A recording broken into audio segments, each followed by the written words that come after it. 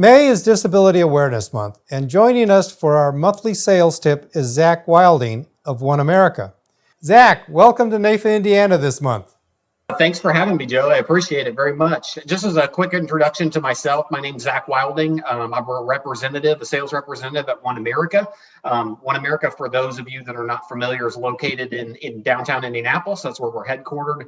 We're in the employee benefits business, the retirement services business, and the individual life insurance space, as well as long-term care, for those of you that are not familiar. I appreciate the opportunity just to be asked to be able to give some sales tips, and really the guide I used is really how we open doors with disability insurance in 2021. And so I thought through just a couple of ideas and thoughts that I had. Some could be things that you're already doing, and maybe they're things that you haven't used in the past. And so hopefully these are helpful in your business and just opening some employer group doors, because of course my focus is primarily on group disability coverage.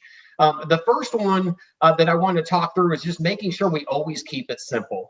Disability insurance can get complicated. We can get in the weeds talking about terms that HR individuals don't necessarily recognize or understand.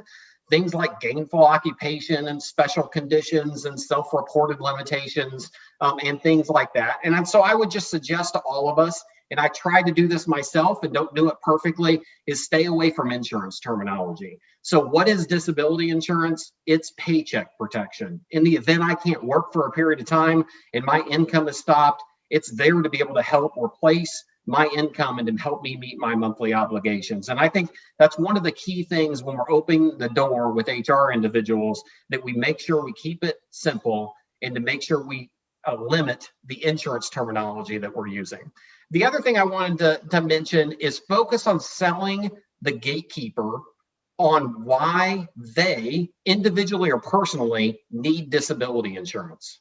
So I think sometimes it's forgotten, and with good intention, we focus on why their employees need disability insurance, but forget about selling the HR individual or the decision makers on why they need it personally.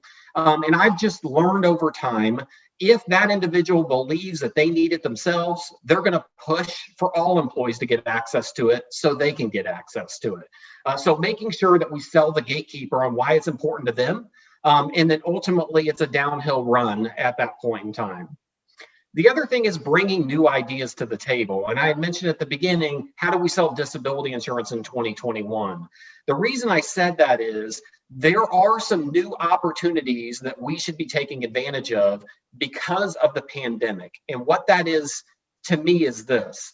We've already seen at One America more participation in our group disability products with employees that are paying all the premium, specifically because Americans are more attuned to their mortality and their morbidity.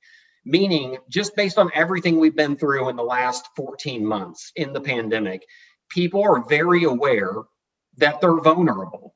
And that has caused them to understand more quickly that they need income replacement and they need life insurance. And so keep in mind that we're already seeing that on our end.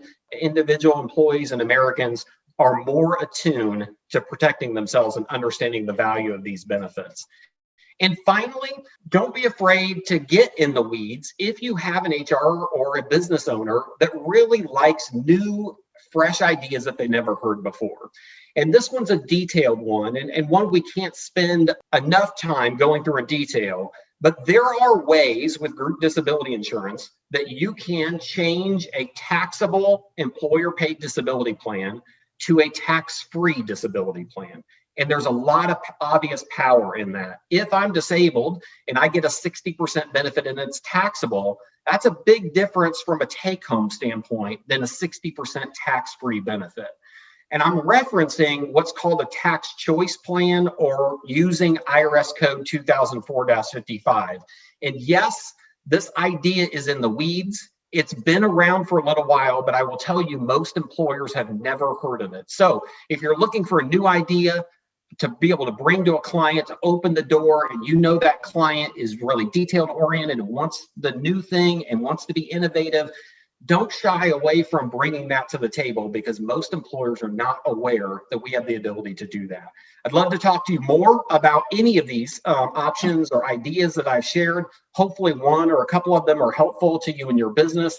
Certainly appreciate the time being with you guys today. If you want to reach out to me and ask me any questions about anything I discussed, again, I'm at One America. My name's Zach Wilding. My contact information is Zach, Z-A-C-H, period Wilding, W-I-L-D-I-N-G, at oneamerica.com. Thanks a lot. Wow, Zach, what great tips. Thanks for sharing with us. It was absolutely my pleasure.